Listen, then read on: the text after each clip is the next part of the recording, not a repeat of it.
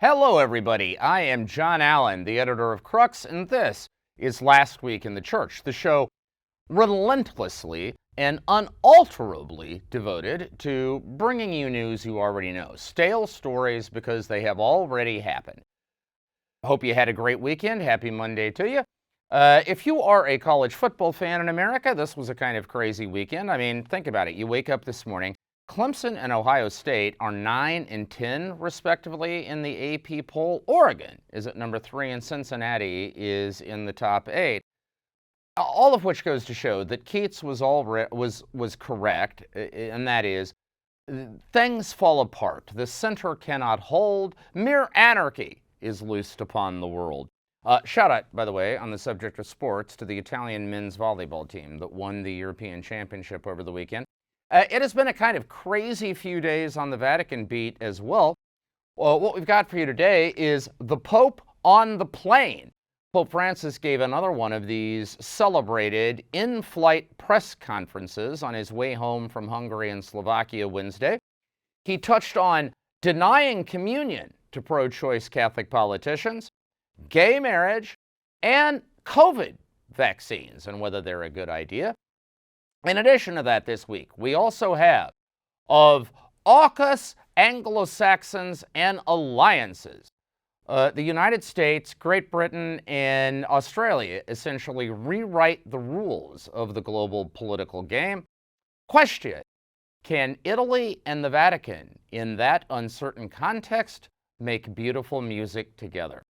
That's what we've got for you this week on the other side of a short break, so please stick around. All right, we begin this week with the Pope on the plane. Now, from the very beginning, Pope Francis has adopted this custom of giving press conferences to the journalists traveling with him aboard the papal plane during his return flight. Also, from the very beginning, these things have been blockbusters. You will remember that the very first such in-flight press conference came in July 2013 when the Pope had traveled to Brazil for World Youth Day. That was the press conference of what is to this day probably the most celebrated soundbite of the Francis pontificate. Who am I to judge? With regard, in that case, of course, to gay clergy and, more broadly, LGBTQ plus person. Now, the most recent case in point was Wednesday. Pope Francis had just wrapped up a brief trip to Hungary and Slovakia. As ever, he came back to the rear compartment of the plane to take questions from journalists. Now, let me just say, I no longer make the papal flights. One of the great joys of being in charge of my small operation is that I no longer have to do that. I can punt it to somebody else. But, for my sins, back in the day, I made dozens and dozens of these papal trips under all three recent popes, John Paul II, Benedict, and Francis. And I've always said of papal travel that it is a dismal experience in many ways. First of all, dirty little secret, it's the journos, the press corps, that basically subsidizes papal travel because, whenever the Pope wants to go someplace, on the outbound flight, he rents a jet from Alitalia, and then he takes the national carrier of the country he's visiting back, usually, though not always. In any event, you got to pay for those charters. How does the Vatican come up with the cash? Well, they take all the journalists, they make us sit in coach, but we have to pay business class airfare. It is a raw deal. In addition to that, generally speaking, when you're back in steerage, the seats are wildly uncomfortable, and you are surrounded by all of these, TV cameras and radio equipment and all that stuff. It's usually crowding in on you. It's like being in a sardine can. And the food is typically dreadful.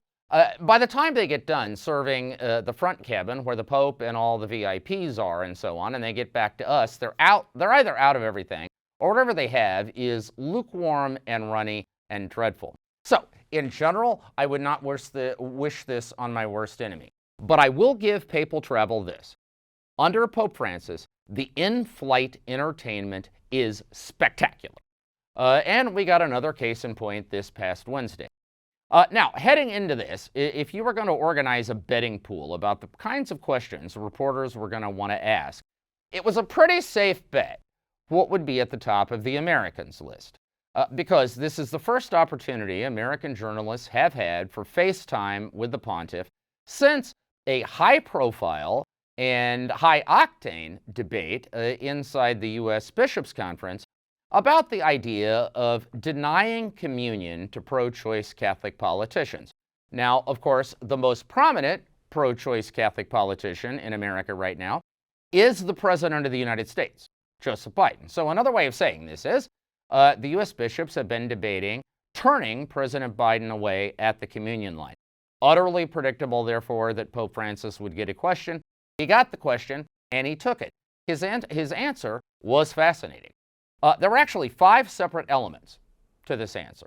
First, he said that he personally has never turned anyone away at the communion line, told a little story about when he was a young priest in Argentina. He went to an old folks' home to celebrate Mass. He asked them if everybody wanted communion. Everybody raised their hands, so he gave everybody communion. After the Mass, one of the ladies came up to him and said, "Gee, thanks, Father, I'm actually Jewish." Didn't seem to break his stride. So, point 1, Pope Francis himself has never denied anyone communion. Point 2, he said abortion is murder. He said that even scientists will tell you that a fetus's organs are fully formed at 3 weeks of development. Bottom line, abortion is murder, grave sin, full stop. Third, Pope Francis said that because the Eucharist is for people who are in the community of believers, anyone who is excommunicated, therefore, can't get communion because they're not part of the community. Now, he didn't directly say that if you participate in an abortion, you are ipso facto excommunicated, but clearly the sequence in his answer would imply that. However, fourth, he went on to say that there's a difference between being excommunicated and what he called temporarily excommunicated. Now, look, I am no canon lawyer. I haven't taken graduate seminars in the Code of Canon Law, but I'm pretty sure that is not a formal legal category under the Code. But what Francis seemed to mean is that there is a difference between somebody who has rejected the faith on principle and somebody who has committed some grave sin that separates them from communion, but leaving open the possibility of conversion, penance, and reintegration into the community. Okay, so that was the fourth point. And then fifth, he emphasized the distinction between the pastoral and the political, basically saying bishops are pastors. They are supposed to reflect the compassion and the openness of God. They should never do anything that contradicts those values, and the minute that they depart from that path, they become a politician, not a pastor. Now, you add all that up, and it seems pretty clear that what Francis was saying was that, look, abortion is bad. There's not going to be any fudging on our teaching on abortion, but at the same time, I don't like communion bans. I don't like turning people away. That's a political move, not a pastoral one. Now, that seemed to be his message. On the other hand, it was nuanced enough and indirect enough because he didn't actually say, you may not deny communion to someone. So if you're a bishop in the United States who is inclined to support communion bans, you can look at what the Pope said and say, well, there's nothing in there that contradicts my position. If you're a bishop who is inclined to oppose them, of course, you would feel confirmed in that. All right. Second, gay marriage. Pope Francis got a question on this as well. And once again, there were several elements to his answer. He began by saying that sacramental marriage, meaning marriage inside the Catholic Church, the sacrament of marriage, is between a man and a woman. And the Church cannot be asked to do anything that contradicts its nature. Now, of course, the thing is, the question really wasn't about sacramental marriage. It was about civil gay marriage as it now exists in the United States, most nations of Western Europe, and so on. Second, the Pope went on to say, now, there are, outside sacramental marriage, there are states that have adopted measures to protect the rights of same-sex people, to protect their inheritance rights and health care, and so on. And he said, of course, people's rights need to be protected. The suggestion there was that things such as civil unions would be acceptable from the Pope's point of view. And, I mean, he went on to make some other points, but that was the heart of it. Now, the thing of it is, that answer, as interesting as it is, doesn't really address the main questions people these days are asking on this front. Because the questions are, suppose you are a bishop or a pastor in a jurisdiction, whether it's a country or a state or a municipality, that adopts civil gay marriage. Do you have to oppose it? Are you obliged to oppose it? Now, one way to read the Pope's remarks is he was making a distinction between the sacrament of marriage, as the Catholic Church understands and practices it, and the civil sphere. In that case, maybe you just don't have anything to say. Maybe you would take the position that, well, that's up to the state, and as long as it doesn't impinge upon the Church's practice, we're fine. Another position would be, of course, that the Pope did emphasize that marriage, as the Church understands it, is between a man and a woman, and a civil institution of marriage, in other cases, would therefore be morally problematic. Didn't really address it, left it open. The other question, of course, people are asking today is, okay, obviously the Church can't celebrate gay marriage. But when a gay marriage takes place at the county courthouse or the local courthouse, in other words, when it takes place in the civil sphere, can the Church bless it? Is it okay for a pastor to bless that couple, not to celebrate their marriage, but simply to bless the accomplished fact of their civil marriage? Again, the Pope's answer could be seen as cutting both ways, doesn't really directly address it. So, point is, while the Pope has given us food for thought, on this front, really has not settled the two most burning questions of the moment. And finally, the Pope on COVID vaccines. He began by, now, of course, from the beginning, the Pope has been a champion of the prescribed medical response to the COVID pandemic. And he's been a champion of vaccines. He's been vaccinated himself, had all his personnel in the Vatican vaccinated. So no real surprise that this was a pro-vaccine answer.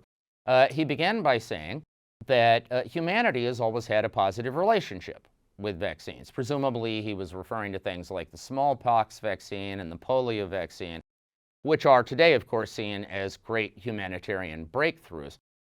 Now, what he left out of the picture, of course, is that when they were introduced, each of those vaccines were tremendously controversial. In the 19th century, newspaper editorial pages around the world campaigned against the smallpox vaccine, predicting, among other things, that it was going to cause human children to be born with the heads of cows, because the genetic material of cattle, of course, was used in the development of the smallpox vaccine. So at the time, actually, much like the COVID vaccine, there was tremendous controversy. Over time, however, their benefits became indisputably clear. Now, so in other words, the Pope basically gave a pro-vax answer, no huge surprise. What was interesting is that he kind of went out of his way to take a swipe at what he called deniers in the College of Cardinals. The word he actually used in Italian was negazionisti, negationists, right? Which is the word that Italians typically use for Holocaust deniers. And he said that one of these, negazionisti, actually is in the hospital. Didn't name names, but the apparent reference was to American Cardinal Raymond Burke, who actually is not presently in the hospital, but was in the hospital over the summer. He contracted COVID. It was quite serious. For a time, he was on a ventilator and in ICU. He's now out and apparently on the way to recovery.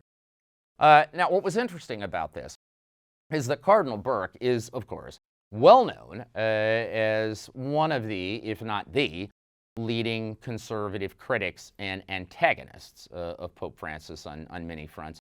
Some people thought that this was a somewhat gratuitous sort of act of, I don't know, punching Burke while he was down. Look, let me just say this. For those who are inclined to be hostile to Pope Francis, the fact that he appeared to go out of his way to take a poke in the eye at Cardinal Burke, it's probably not going to calm them down, okay? Finally, big piece of geopolitical news in the last week is the breathtaking, in some ways, announcement by the United States, the United Kingdom, and Australia of this new strategic alliance, one centerpiece of which is helping Australia to develop nuclear submarines. Now, this kind of came out of a clear blue sky, right? We weren't quite expecting this. But if it stands, and of course there has been tremendous backlash to it, the French, who are ever ready to get into a fit of pique over something, got into a fit of pique over this one. The French, who are forever ready to get into a fit of pique over something, got into a fit of pique over this. The French foreign minister described it as a stab in the back. President Emmanuel Macron has recalled his ambassadors from Washington and Canberra. Supposedly, Macron and Biden are going to speak this week.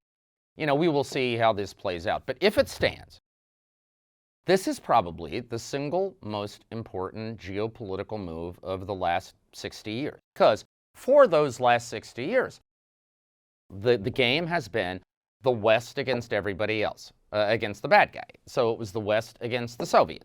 Then it was the West against global jihad. In any event, the cornerstone of it all has been North America and Europe acting together. Now, with one fell swoop, the United States, the UK, and Australia have shaken the kaleidoscope. And now it's the great Anglo-Saxon powers versus whoever the bad guy is. And the bad guy of the moment, of course, is China. So it now appears that the new geopolitical chess match will be Anglo-Saxons versus Chinese. The question that raises, of course, is, well, what happens to Europe? What's the role of Europe in all of this? And that question is being raised at a moment when the Prime Minister of Italy is de facto poised to become the new leader of Europe post Angela Merkel. Prime Minister Mario Draghi is arguably the most powerful and respected leader on the European stage today. He recently finished on Time magazine's list of the 100 most influential people in the world. He is celebrated for his aggressive response to COVID, his economic leadership of Italy, poised to have about 6.5% growth this year, a new record. Public debt here is going to be less than 10% of GDP for 2021, which is mind-blowing. And also praised for the kind of steady hand at the rudder Draghi has supplied during the turbulence of the last few months internationally. All of that means that Italy is now poised to play an influential role at a time when the future of Europe seems up for grabs. And at the same moment, Pope Francis remains arguably the most relevant and influential spiritual leader in global politics and global diplomacy. So that raises the question of whether the Vatican and Draghi could together push Europe in the direction of the vision that the Vatican has always had for Europe, which is that Europe would become a legitimate third way in global affairs, that it would be a bridge between East and West, that it would be a voice for humanitarianism and restraint in conflict situations, and that in general, it would promote a kind of enlightened Christian Democrat social agenda for the construction of a new world order. Now, that may be a pipe dream, but I submit this. If there was ever a moment in the last 60 years in which it was at least plausible to think that might happen, this is probably it. And therefore, the next few months are going to be fascinating to watch in terms of how all of this develops. All right, that's our show for this week. You can find full coverage of all these stories on the Crux site. That is cruxnow.com, cruxnow.com. We will be back here next Monday. What I want you to use your week to do is that if you enjoy last week in the church, if you like what we're serving up here, use this time to go onto the social media platform of your choice and give us a thumbs up, give us a like, give us a retweet, write a nice little review of us someplace. Do something. Go forth and make disciples of all the nations, because we are trying to get in front of as many eyeballs as possible. because we are devoted to the mission of recycling stale news to get maximum bang out of our buck. Have a fantastic and blessed week. Stay safe, stay healthy. We will talk to you again soon.